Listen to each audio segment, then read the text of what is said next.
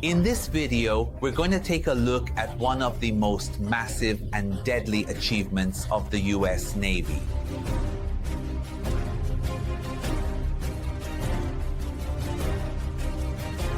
The USS Carl Vinson isn't just an aircraft carrier, it's an airbase on the sea. Or better yet, it's a moving city on the ocean. For Americans, and better yet for the world, this carrier is a symbol of power on the oceans. In this video, I'm going to break down everything for you in detail. From how this carrier came into existence, to what kind of power it has, the missions it has completed, and why it stands head and shoulders above its rivals. After that, we'll talk about its presence in the Middle East, where it's currently stationed alongside another Nimitz-class carrier, the Harry S. Truman.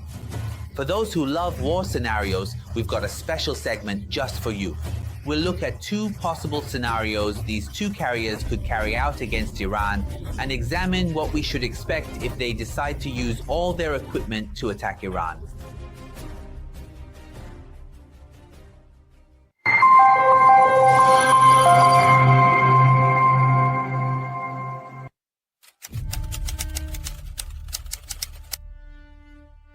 Let's start from the beginning.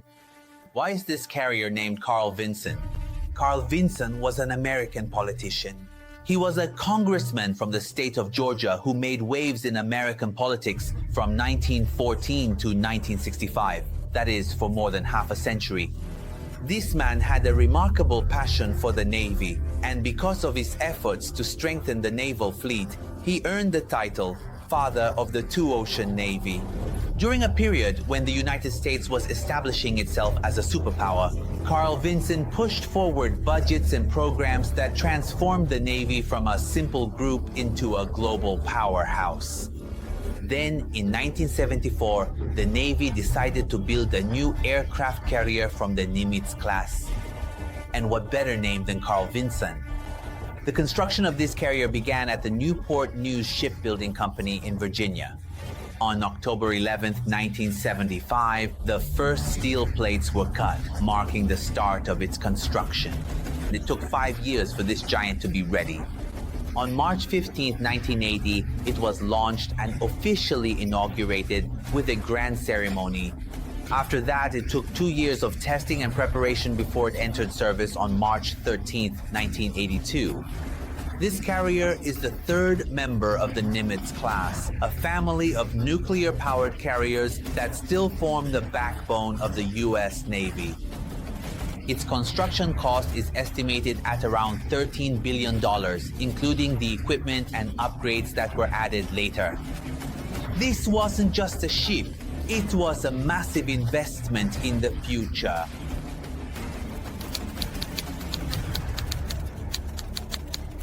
Now let's take a full tour of this carrier and see why this giant is so intimidating and fascinating. Let me start with its dimensions. It's 333 meters long. That means if you lined up 3 football fields end to end, they just about match the length of this carrier. The width of its flight deck is 76 meters, and its height from the waterline to the top of the mast is over 61 meters. Imagine a 24-story building placed in the middle of the ocean. Its weight, when fully loaded, reaches 97,000 tons. The beating heart of this ship is its 2 Westinghouse A4W nuclear reactors, which power 4 steam turbines. These reactors generate 140,000 horsepower and turn 4 giant bronze propellers, each about 8 meters in diameter and weighing 30,000 kilograms. Its speed exceeds 30 knots, which is about 56 kilometers per hour. But what makes this ship special is its range.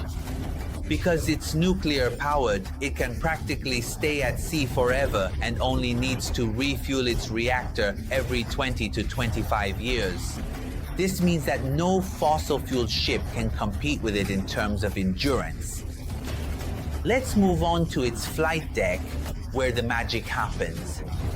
This ship can carry more than 65 airplanes and helicopters. In its current air wing, known as Carrier Air Wing 2, we have a deadly combination. First, the F-35C Lightning II, a fifth-generation fighter equipped with the latest stealth systems, capable of striking targets at night and in dense fog.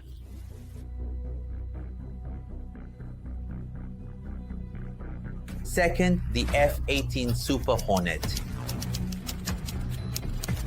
a true jack-of-all-trades, from ground attacks to aerial combat.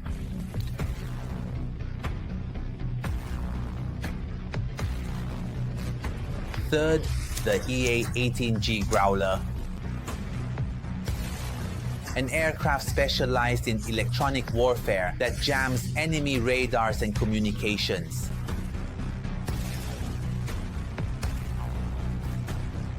Fourth, the E-2D Hawkeye, which is called the Eye of the Sky, a flying radar that sees and directs everything. Fifth, the advanced Seahawk helicopters, versatile multi-role aircraft used for reconnaissance, rescue, and attacking submarines. Sixth, the CMV-22B Osprey, a transport aircraft that quickly moves personnel and equipment.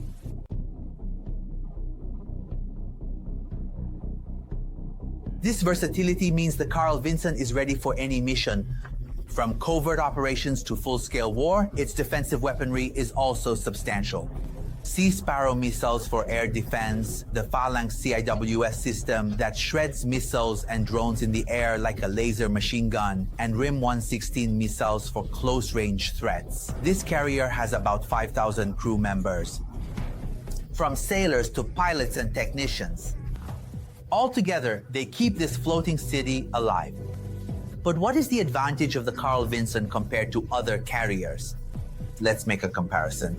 Russian carriers like the Kuznetsov or Chinese carriers like the Liaoning and Shandong run on fossil fuel, and their range is limited to a few thousand miles.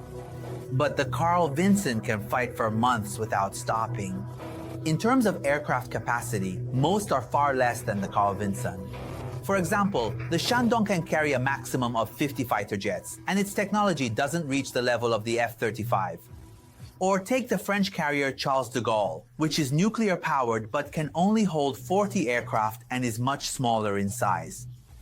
Another advantage of this carrier is its Alice system, which is now being replaced by an even newer system. This system makes logistics smart.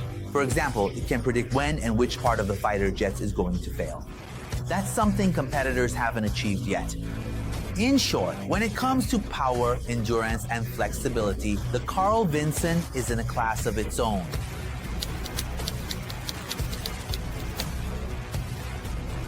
Ever since the Carl Vinson made its first voyage in 1983, it has been present on major global stages. Let's review some of its most famous missions. Operation Desert Storm, 1991. During the Gulf War, its fighter jets provided air support for the liberation of Kuwait. Operation Iraqi Freedom, 2003. This carrier played a key role in the invasion of Iraq with hundreds of sorties launched from its deck. Operation Enduring Freedom from 2001 onwards. Using this carrier, Taliban bases in Afghanistan were bombed and the US military's logistics were supported. Bin Laden's burial, 2011. A historic moment that everyone remembers. After Osama bin Laden was killed by US Special Forces, his body was thrown into the sea from the deck of this carrier. This act was a major political message. America can reach anywhere it wants. Another interesting mission was in 1986 when it operated near the Soviet Union and was the first modern carrier to go there. This means that at the height of the Cold War, the Carl Vinson was drawing the line. Let me tell you about another interesting, though non-military moment from this carrier that you might find fascinating. In 2011, the first NCAA basketball game was held on the deck of this carrier. It was between the University of North Carolina and Michigan. Imagine they set up a basketball court in the middle of the ocean, and the then US President, Mr. Obama, was there too. This shows that this carrier isn't just for war, but also serves as a major cultural and promotional tool for the United States.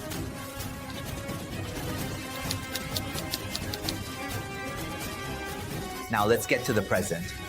On April 5th, 2025, the Carl Vinson is moving from the Pacific Ocean toward the Middle East and is set to operate alongside the Harry S. Truman in the region.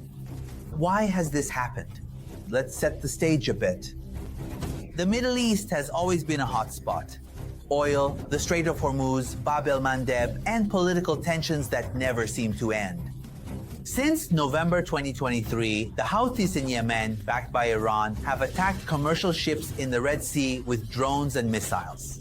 So far, more than 300 attacks have been recorded. Hundreds of ships have been targeted and 2 of them have been sunk. This means that global trade from oil to food supplies is at risk.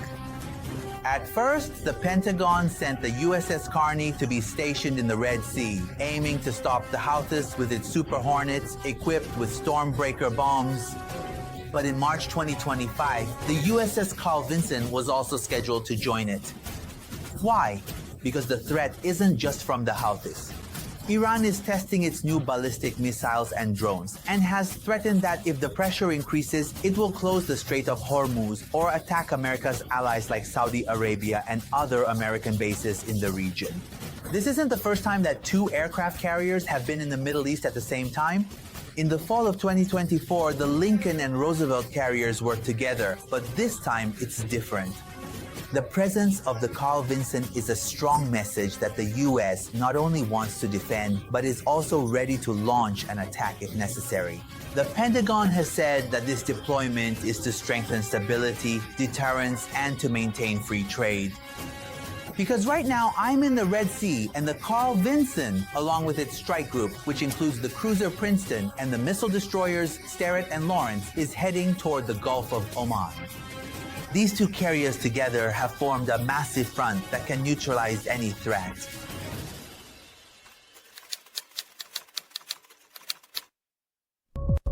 Now it's time to let our imagination run wild and see how these 2 carriers could perform in a hypothetical conflict against Iran. I've designed 2 scenarios for you, in each of which all the equipment of the Carl Vinson and Truman is used. If you love military scenarios, this part will be like an action movie for you. The first scenario is a deterrence operation and crippling of infrastructure. Imagine that the Islamic Republic has threatened to close the Strait of Hormuz by laying mines and has aimed its missiles at Saudi Arabia's oil facilities. The United States decides to carry out a deterrent operation to both demonstrate its power and push Iran back. The Carl Vinson from the Gulf of Oman orders F-35s to strike missile bases in Bandar Abbas and Chabahar. These fighter jets drop GBU-53B Stormbreaker bombs, which can hit targets with surgical precision even through fog and smoke. And Ospreys also fly in the area to quickly transfer troops and equipment to smaller ships. Meanwhile, from the Red Sea, the Harry S. Truman launches Super Hornets and missiles toward IRGC command facilities in Shiraz and Bushehr. These missiles are long-range and can destroy their targets from a safe distance. At the same time, E-2D Hawkeyes are in the sky, coordinating everything like an aerial control tower, and the Phalanx systems are ready to shoot down any missile or drone launched from Iran while they're still in the air. The result? Iran can't launch its missiles. The Strait of Hormuz remains open, and America's allies can breathe a sigh of relief. This operation shows that these 2 carriers can deliver a heavy blow without entering Iranian territory. The second scenario, air defense and the destruction of Iran's naval forces. The Islamic Republic attacks commercial and military fleets in the Persian Gulf with fast boats and anti-ship cruise missiles. The Carl Vinson and Truman step in to strike Iran's naval forces. The Carl Vinson Super Hornets, using Harpoon and AGM-84 missiles, sink the fast boats and Pekan-class frigates in the Persian Gulf. These missiles are designed for targeting vessels and operate with high precision. The Growlers disrupt Iran's radar and communication signals so they can't coordinate with each other. Seahawk helicopters also fly for rapid reconnaissance and to target Iran's small submarines, such as the older classes. On the other side, on the Harry S. Truman, F-35s and Super Hornets use AIM-120 AMRAAM missiles to shoot down Iranian fighter jets like the F-14 Tomahawk and MiG-29 in the sky, creating a no-fly zone. The Hawkeye monitors the entire area and reports any movement. The RIM-116 and Sea Sparrows also intercept Iranian cruise missiles like Noor and Qadr that have been launched toward the ships. Meanwhile, the warship and the destroyers Stetham and Lawrence also assist in air defense with SM-6 missiles, creating a multi-layered shield around the ships. According to this scenario, the Islamic Republic's navy is destroyed within a few hours and the US takes full control of the waters. This scenario shows that these warships are unrivaled even in asymmetric warfare. Personally, I wish and hope that no military conflict ever happens between Iran and the US or any other country, and God forbid that our country does not suffer any harm. The scenario we examined in this discussion was purely based on American military power, and we looked at what would happen if these aircraft carriers were to engage in conflict, defend themselves, or launch an attack. Roughly, based on the information we have about their equipment, what kind of outcome or scenario could they create? Of course, the points that were raised are based on the information that the Americans themselves have provided about their equipment, and in a real conflict, things might not play out exactly as described, or perhaps they might. Moreover, the Islamic Republic will certainly have its own trump cards to play in this situation, and it might be able to inflict some damage on these carriers or the warships accompanying them.